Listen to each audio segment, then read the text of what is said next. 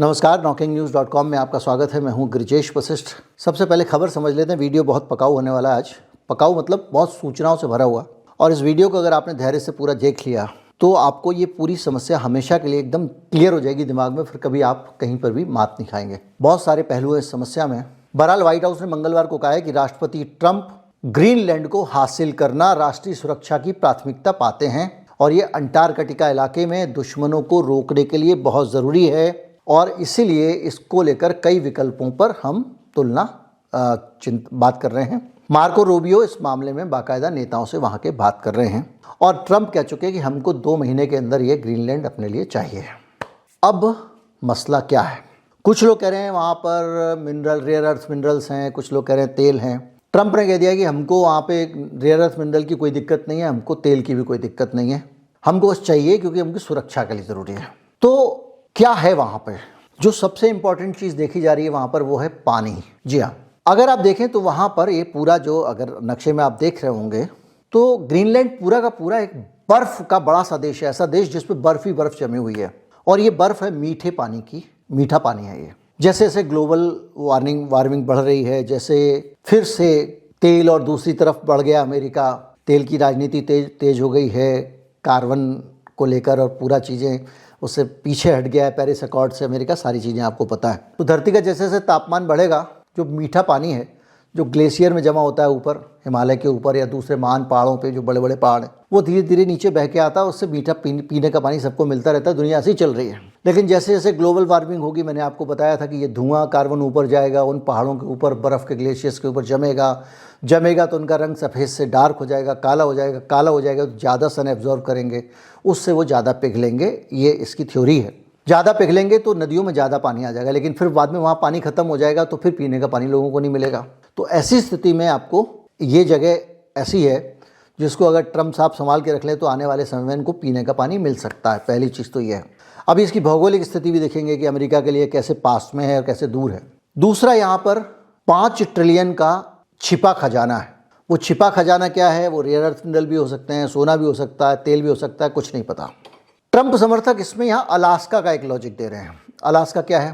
पहले अगर आप देखें तो जब आप नक्शा देखते हैं तो आपको इस तरफ रूस और इस तरफ दिखता है कि अमेरिका, लेकिन नक्शा ख़त्म होने के ठीक बाद में फिर अमेरिका शुरू हो जाता है। तो अलास्का वो इलाका है रूस का जो किसी ज़माने में करीब 1867 में 30 मार्च 1867 में अमेरिका को बेच दिया था 2 सेंट प्रति एकड़।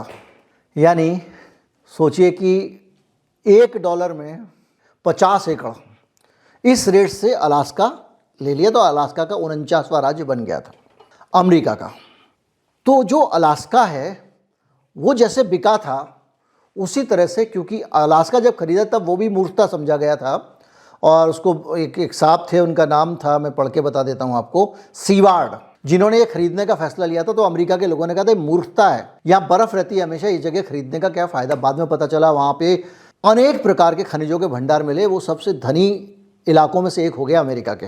तो ग्रीनलैंड को लेकर ट्रंप साहब भी अमर होना चाहते हैं, अलास्का की तरह खरीदना चाहते हैं। अभी इस वीडियो में अलास्का का एक जगह और जिक्र आएगा। तो इस द्वीप को जब लेने के लिए डोनाल्ड ट्रंप दावा करते हैं तो यहाँ पर जो अमेरिका के गोर्बाचेव वाली उनकी भूमिका है वो सामने आके खड़ी हो जाती है। ऐसे खड़ी हो जाती है क्योंकि इसको खरीदने का मतलब ये है कि वो अपने नेटो को तोड़ देंगे। वो 32 देशों का गैंग गिरोह समूह जो कुछ समझें, जिसका सरगना अमेरिका है और जो पूरी दुनिया में इकट्ठे होकर धमकी देते हैं, वो टूट जाएगा। और टूट इसलिए जाएगा कि अभी तक ये देश अमेरिका के साथ इसलिए जुड़े हुए थे क्योंकि इनको लगता था अमेरिका हमको सुरक्षा देगा, हम अमेरिका को सुरक्षा देंगे क्योंकि इसकी धारा 5 के तहत हम लोग वचनबद्ध है, एक पे हमला सब पे हमला माना जाएगा। धीरे धीरे बहुत सारे देशों ने अपने यहाँ अपनी सुरक्षा इस भरोसे छोड़ दी कि अमेरिका हमारी रखवाली करेगा। अब अमेरिका खुद ही रक्षक भक्षक बन रहा है तो नेटो के अंदर अनरेस्ट है, क्योंकि ग्रीनलैंड किसका है? डेनमार्क का है। डेनमार्क का कब से? बहुत दिनों से ग्रीनलैंड। लेकिन यहाँ की भी एक हिस्ट्री है।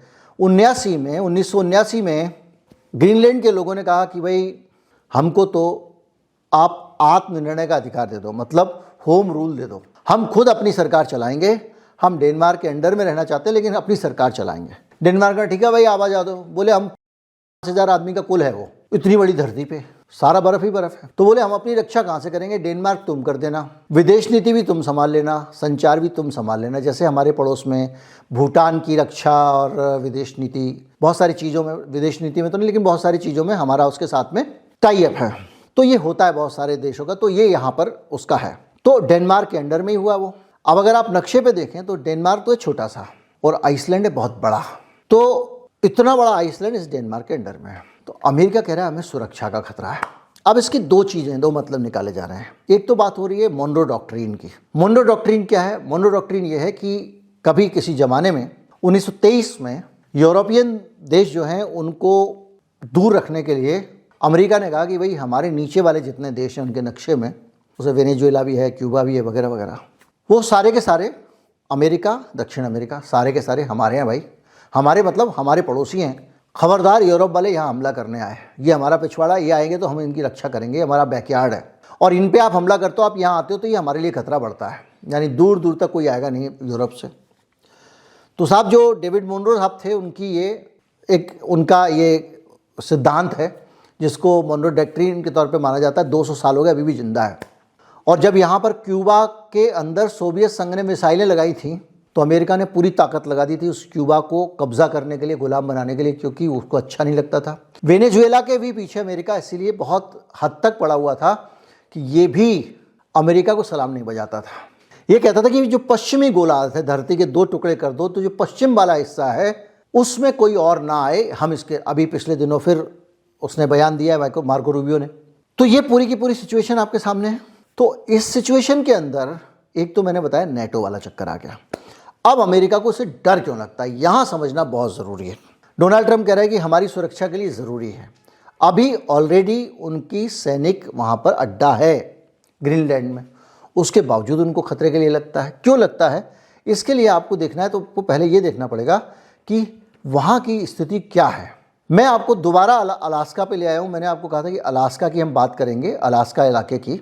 तो ये मेरे पास एक मैप है, इसमें चीन ने और रूस ने एक एग्रीमेंट किया, और ये एग्रीमेंट था नॉर्दर्न सी रूट का एग्रीमेंट।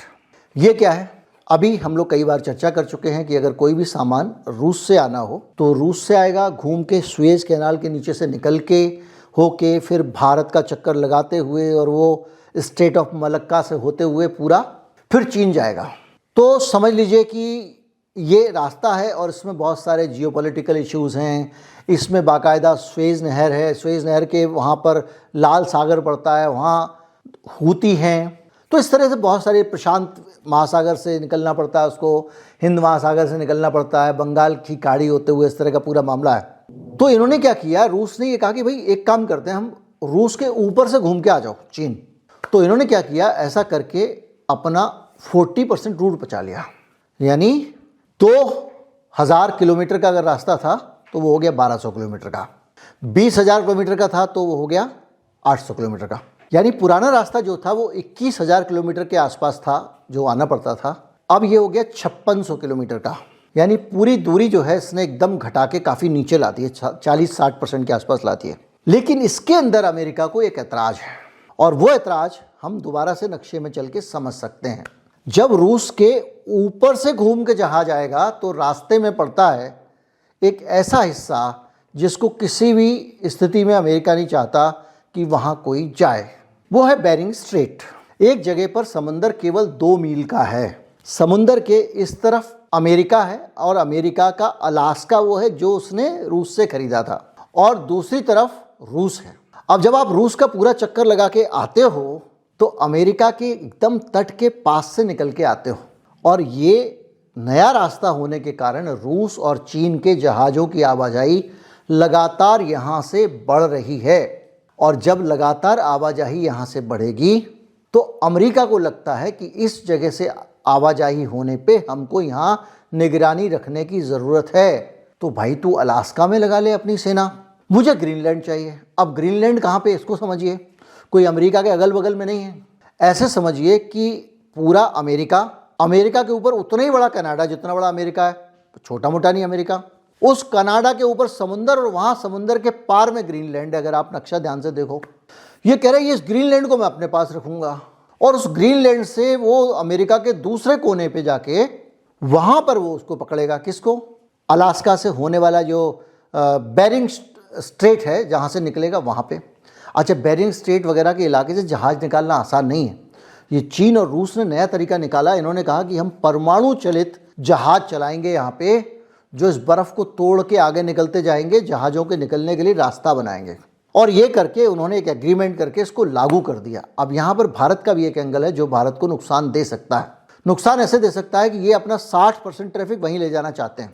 अभी रूस से अगर तेल भी आ रहा है कच्चा चीन के लिए, तो घूम के स्वेज कैनाल से होके आता है, तो उसको कहीं ना कहीं भारत के किनारे रुकना पड़ता है, चाहे वो अडानी जी वाला पोर्ट हो या कहीं ना कहीं वो रुकेंगे, वहाँ पे अपना उनके जहाज़ वहाँ लग सकते हैं। तो इस बहाने रास्ते में जैसे ढाबा होता है ना हाईवे के किनारे, तो चाय पानी वगैरह बिक जाता है। तो उस तरह से ये भारत का रूट ही जब बदल जाएंगे तो बहुत सारी जो ट्रैफिक है समुद्र का वो इधर की तरफ से होगा नहीं, तो भारत को भी इसमें कुछ नुकसान है। तो बहरहाल मोटा मोटा आप ये समझिए कि ये जो नया सिस्टम बनाया, इस सिस्टम के कारण जहाज़ों की आवाजाही बढ़ी। आवाजाही रूस और अमेरिका का जहाँ से बॉर्डर मिलने वाला होता है उसके बीच से बेरिंग स्ट्रेट से निकलती है। और आपको जान के अचरज होगा कि ये जो धरती है ना, टाइम जैसे भारत पाकिस्तान के टाइम में आधे घंटे का अंतर है, अलास्का के और रूस के बीच में कितना अंतर बताया मैंने? 2 मील का।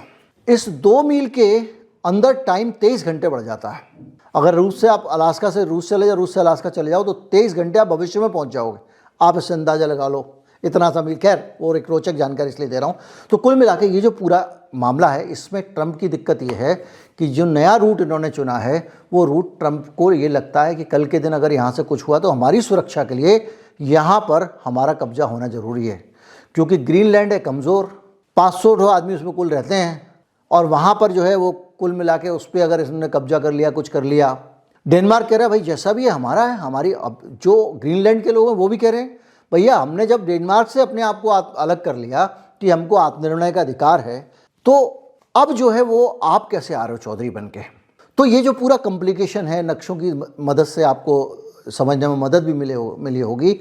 ये पूरा कॉम्प्लिकेशन उत्तरी गोलार्ध के बहुत नज़दीक है और इसलिए ये खलबली पूरी दुनिया में मच गई है। और इस खलबली के मचने से सबसे बड़ा नुकसान जो अमेरिका को होने वाला है, अभी कोई खतरा नहीं है, खतरा भविष्य का खतरा है, लेकिन अमेरिका ने उस भविष्य के खतरे के लिए वर्तमान खराब कर लिया ट्रंप ने।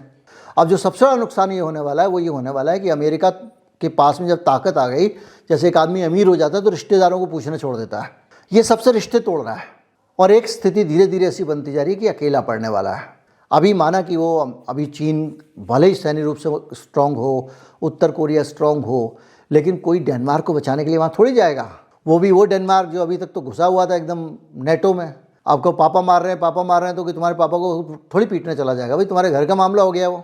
लेकिन ये पक्का है कि ये जो है एक दुनिया भर में अनरेस्ट, और ये तीसरे विश्व युद्ध की बार बार बात होती है, ये उसकी तरफ फिर एक कदम बढ़ गया।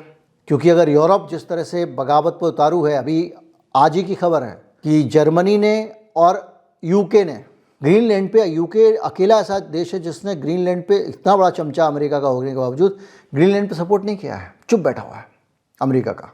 तो जर्मनी और यूके ने समझौता किया है कि अगर यूक्रेन के साथ में रूस का कोई समझौता हो जाता है तो वो एक अंतर्राष्ट्रीय सेना वहाँ लगा देंगे जिसमें ये दोनों शामिल रहेंगे, जो रूस से रक्षा करेगी। बहरहाल तो कुल मिला के ये पूरा का पूरा इक्वेशन है, पूरी कहानी है जो आपको समझ में आ गई होगी, और इससे आपको एक अंदाज़ा लग गया होगा सीधे सीधे कि करना क्या चाहता है और ट्रंप कहना क्या चाहता है।